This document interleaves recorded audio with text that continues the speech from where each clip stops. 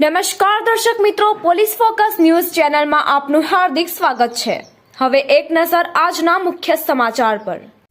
આણંદ જિલ્લાના ઓડ ગામની સીમમાં દીપડો તારીખ 16/5/2024 સવારે ઓડ ગામના ખેડૂત જય મહેશભાઈ પટેલ ડુંગરાતી સીમ વિસ્તારમાં આવેલા પોતાના ખેતરમાંથી કેળનો પાક લઈ લીધા બાદ કેળના છોડનું કટિંગ કરવા પોતાનું ટ્રેક્ટર લઈને ગયા હતા।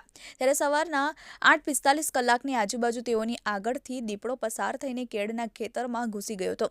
દીપડો જોતા જ જય પટેલ ગભરાઈ ગયા હતા, પરંતુ દીપડો કેળના ખેતરમાં જતો રહ્યો હોય અને રાહત અનુભવી હતી અને જે જગ્યાએથી દીપડો પસાર થયો હતો તે સ્થળના ફોટો લીધા હતા અને ત્યારબાદ વન વિભાગ આણંદને જાણ કરી હતી।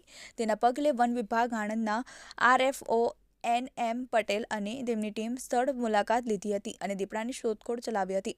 આ પહેલા તારીખ 11/5/2024ના દિવસે અશોકભાઈ ડાહાભાઈ પટેલના ખેતર પાસે લાખિયા પેપરે દીપડો જોવા મળ્યો હતો। સંદીપભાઈ તળપદાએ ડુંગરાતી વિસ્તારમાં દીપડો જોતા મોબાઈલમાં દીપડાના પગ ચિહ્નો જોવા મળ્યા। કેળોના ખેતરમાં રાત્રે કૂવાની ઓરડીની બારીમાંથી ખેતરમાં રહેલ માણસે જોયો હતો। નોખા વિસ્તાર, સેમાડા વિસ્તાર, ડુંગરાતી વિસ્તારમાં આ દીપડો ફરી રહ્યો છે, તેથી ગ્રામજનોમાં ફફડાટ વ્યાપી ગયો છે। દિલીપભાઈ S પટેલ।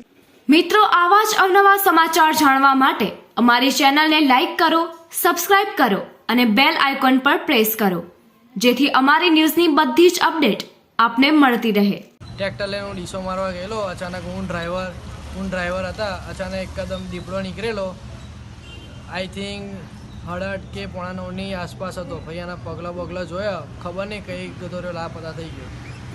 ભૂંગરામ બેઠેલો ભાઈ ફોરેસ્ટ ખાતાવાળાએ તપાસ કરી।